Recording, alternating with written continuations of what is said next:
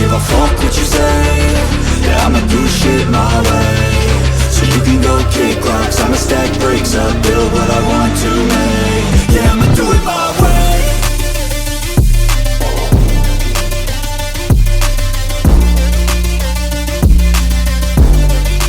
Melanjutkan dari kisah sebelumnya. Pada saat ini alam kosong tenggelam dalam kegelapan sunyi yang dipenuhi aliran spasial yang kacau. Itu cukup kuat untuk menghancurkan seorang Daozun.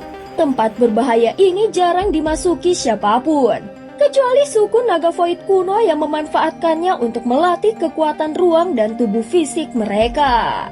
Tiba-tiba, sebuah pulau raksasa muncul di kampaan. Ledakan energi terus meletus dari atasnya, menghancurkan segala sesuatu dalam radius ratusan ribu kaki. Pasukan kuat telah mengepung pulau itu, membentuk jaring penyergapan agar tidak seorang pun bisa lolos. Di tengah pulau, seorang ahli puncak Daozun tingkat perubahan ke-9 memimpin 20 orang lainnya. Saat dia merasakan gelombang energi asing, wajahnya langsung menegang.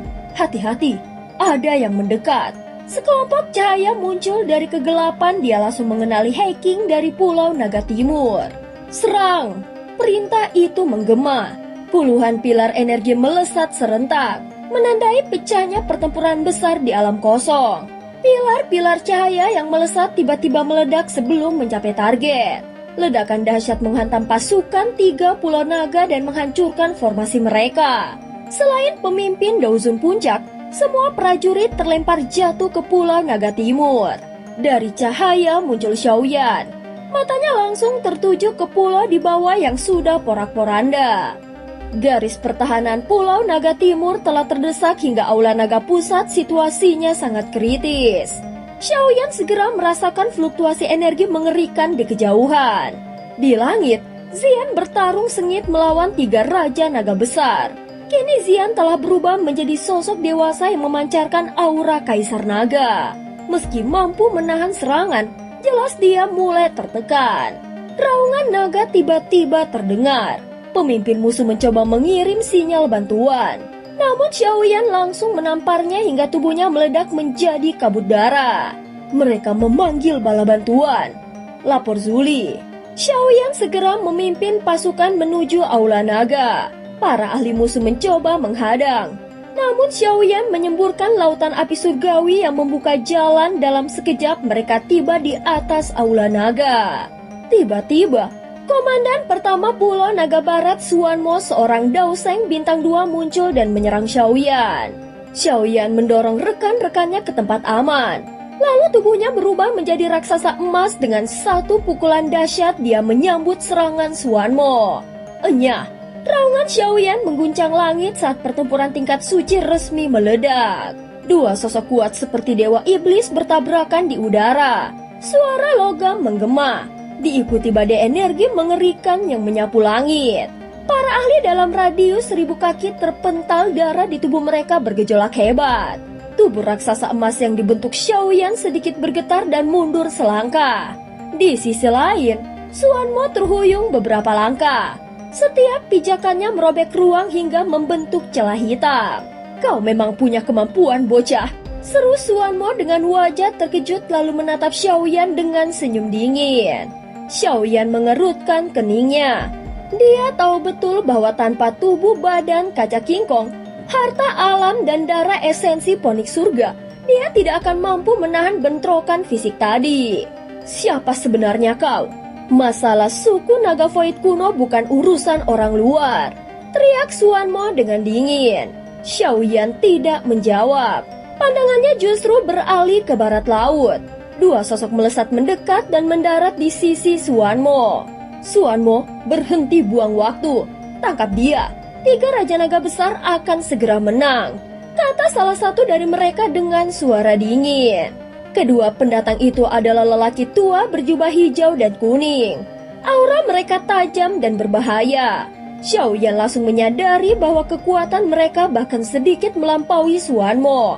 Keduanya adalah Daoseng bintang 2 tingkat menengah. Tiba-tiba, 2 sosok berambut putih muncul dari Aula Naga. Kalian pikir wilayah Suan Timur tidak punya siapa-siapa? teriak salah satu dari mereka dengan marah.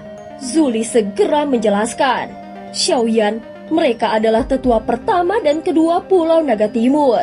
Xiaoyan menangkupkan tangannya. Salam dua penatua, kau tidak perlu sungkan. Kau adalah tamu kehormatan Pulau Naga Timur, ucap tetua pertama sambil tersenyum. Zuli melanjutkan dengan suara rendah. Yang berjubah hijau adalah Zumu dari Pulau Naga Barat, dan yang berjubah kuning adalah Liesan dari Pulau Naga Selatan. Bersama Suanmo, mereka memimpin serangan ini. Mendengar itu hati Xiaoyan sedikit terguncang. 3 doseng bintang 2 adalah kekuatan yang menakutkan.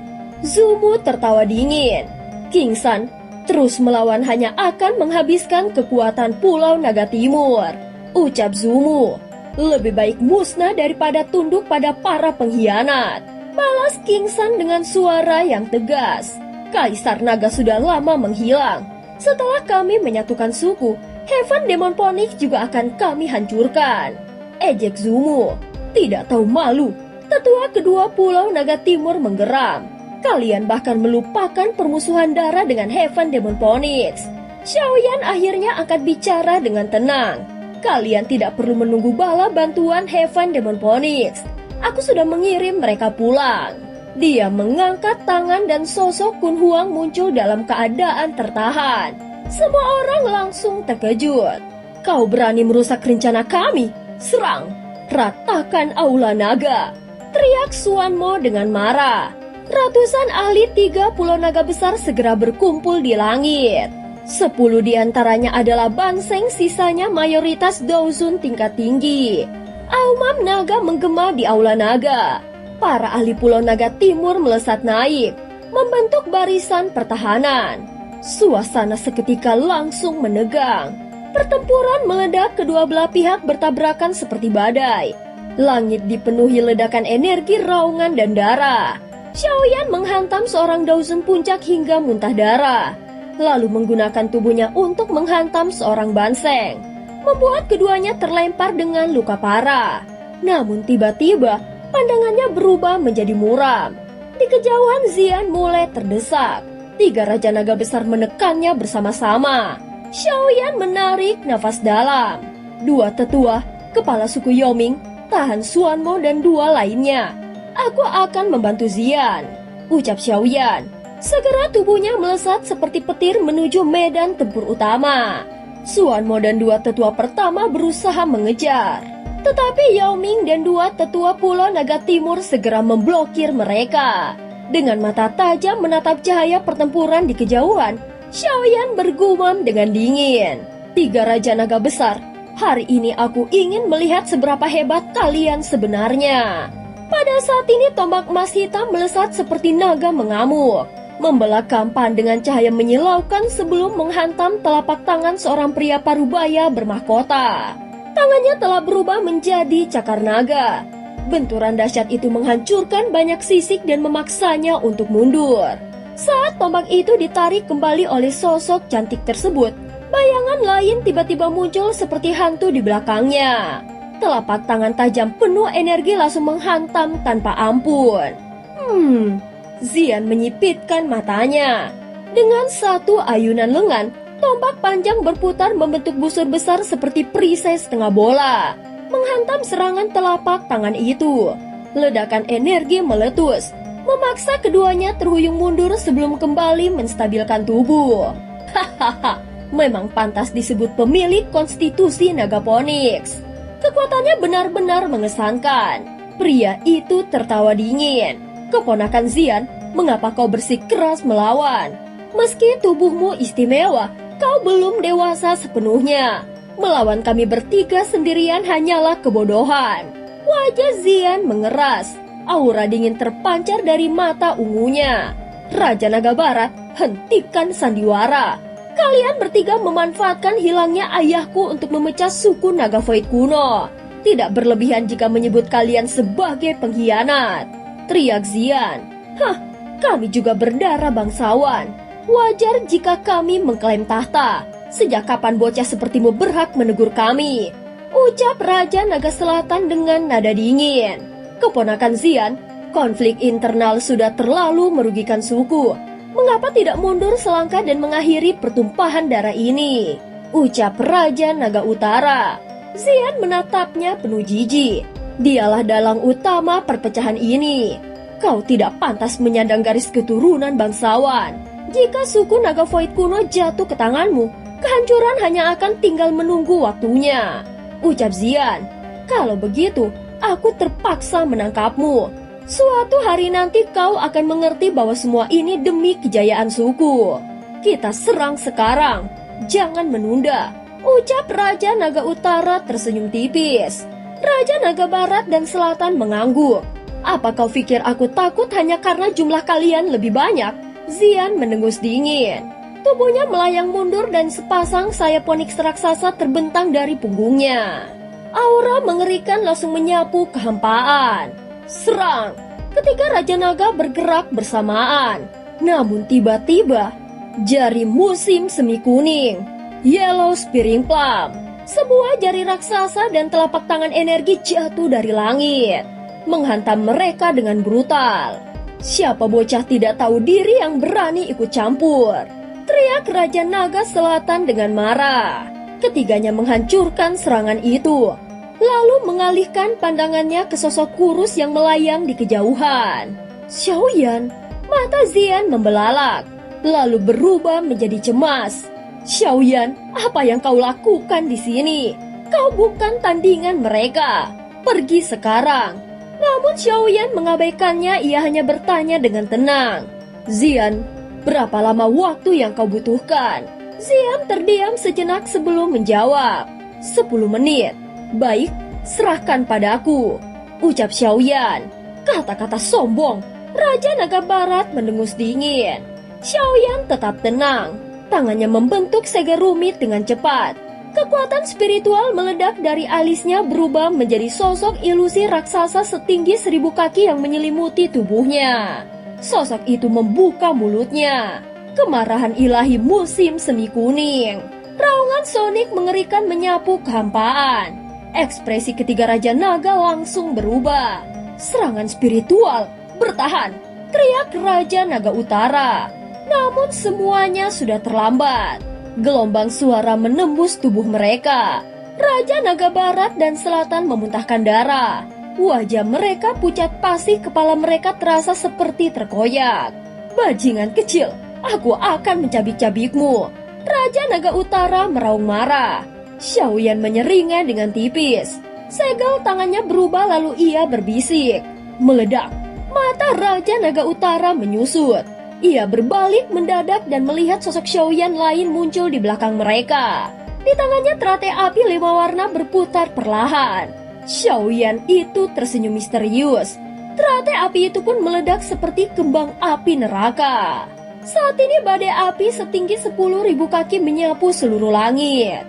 Suhu mengerikan yang dipancarkannya membuat api di seluruh Pulau Naga Timur ikut berkobar. Meski jaraknya sangat jauh, bahkan beberapa prajurit lemah merasakan darah mereka mulai mendidih. Badai api yang mengerikan. Pertempuran di seluruh pulau mendadak terdiam. Semua mata tertuju pada pusaran api raksasa itu. Bahkan Suanmo pun memperlihatkan ekspresi serius saat merasakan kekuatan penghancur di dalamnya. Sepertinya itu serangan bocah itu. Tetua pertama Pulau Naga Barat berseru terkejut. Apa? Suanmo dan para tetua lainnya terkejut.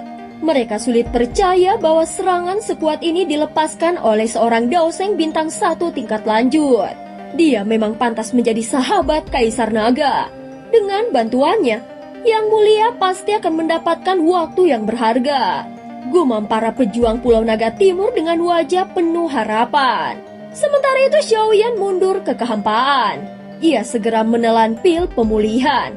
Rentetan serangan kemarahan ilahi musim semi kuning, teratai Buddha api maras, serta teknik tubuh 3000 ilusi petir telah menguras hampir seluruh kekuatannya. Namun serangan gabungan itu memang dirancang untuk melumpuhkan 3 Raja Naga dalam satu ledakan penghancur. Badai api terus berputar seperti bencana alam. Bahkan Xiaoyan tidak berani mendekat. Tubuh naga void kuno terlalu kuat. Membunuh mereka dengan satu serangan jelas mustahil. Gumam Xiaoyan.